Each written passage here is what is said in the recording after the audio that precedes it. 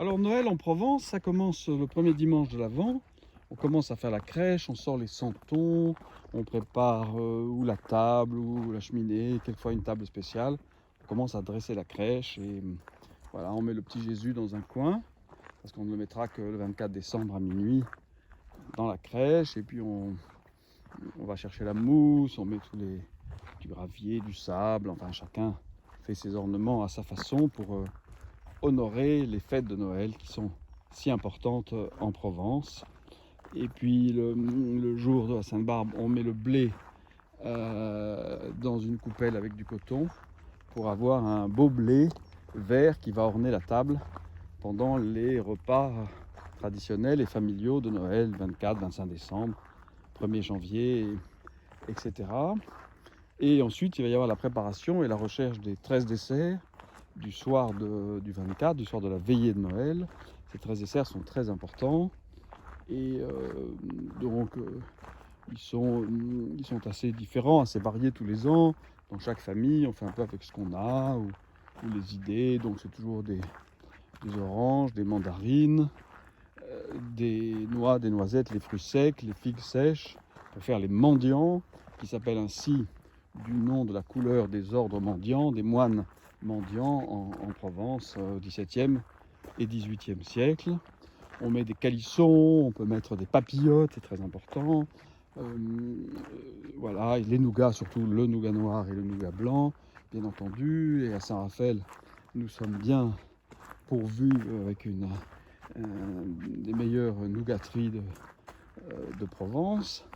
Et voilà, on complète par des confitures. Alors les confitures traditionnelles provençales qui sont la confiture de citre, qui est un melon à confiture, confiture de figues ou autre. Et donc c'est cette recherche, il y a les pompes à l'huile aussi, donc on va de boulangerie en boulangerie, on se refile les adresses de la meilleure pompe à l'huile, du meilleur calisson, etc.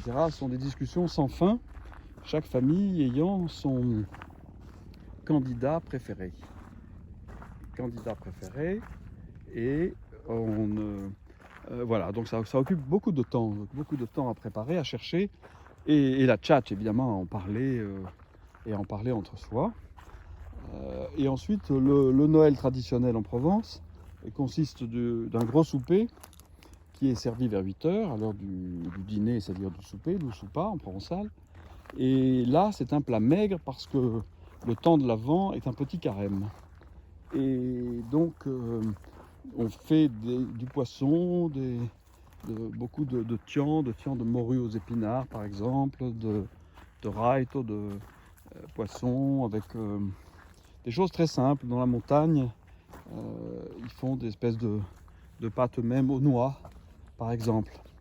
Tout le bord de mer évidemment c'est avec des poissons et des coquillages et voilà. Et ensuite on sert les 13 desserts après ce plat sur une table où on a mis 3 nappes et on a orné de bougies et de toutes les belles plats, les belles guirlandes de la maison.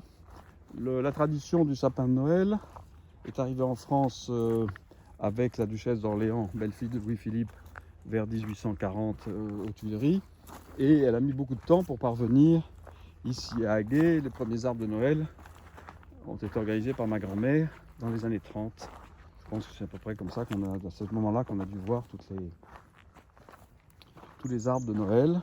Et alors on chante les chants de Noël, les enfants ont été déguisés en anges, et on chante toutes les belles chansons de Noël. Et puis on part à la messe de minuit, qui dans mon enfance était à minuit et qui maintenant a été avancée. Et là aussi c'est très important, on chante les Noëls provençaux, qui sont magnifiques, sont parmi les plus beaux de toute la chrétienté, et surtout ceux qui ont été composés par Nicolas Saboli, qui était un compositeur avignonnais, maître de musique d'Avignon du XVIIe siècle.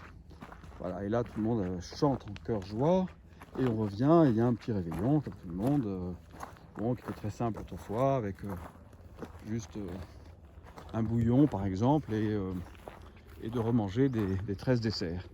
Et j'oublie de dire que pendant la veillée de Noël, où on chante autour de l'âtre, autour de la cheminée, et il y a une très belle tradition qui est de mettre la plus grosse et la plus belle bûche du bûcher la préparer avec un énorme nœud rouge ou de couleur vive, et on la met au feu. Qui la met au feu? C'est le plus ancien et le plus jeune de la maison. C'est une tradition une tradition très, très importante et très belle. Et le maître de maison, le chef de la famille, prononce des paroles sacramentelles. Allant que vin, c'est fugain pas mai, que siguin pas main. Allant qui arrive, et si nous ne sommes pas plus nombreux, que nous ne soyons pas moins nombreux. Et ça, c'est une des belles traditions de Noël.